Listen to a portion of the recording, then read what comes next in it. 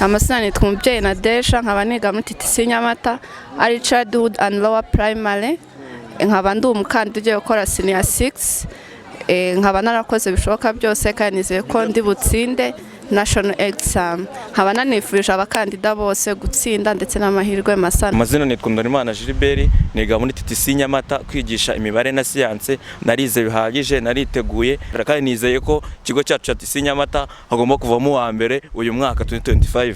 Amazina yanjye ni Samu Ishimwe. Ikizamini tukiteguye neza cyane nk'abarimu, cyane cyane nk'abantu twitegura kuba abarimu turiteguye cyane. Abantu tutazana amata meza.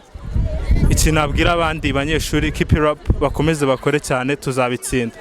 Amazina nitwa Muziranenge Rusi, nkaba nifuriza abanyeshuri bagenzi bangiye gukora cyane kandi bagaharanira kugera ku ntego zabo. Nitwa Angelique Imanizabaye, nanjye niteguye neza kandi nizera ko nzatsinda. Amazina yanjye ni Manishimwe Rachel, niga iyasiri indimi n'ubuvanganzo, nkaba niteguye gukora neza ikizamini cya leta. Amazina yanjye ni Twiragiza Michel, niteguye neza bihagije kandi nizeye ko hamwe n'Imana tuzatsinda ikizamini cya leta.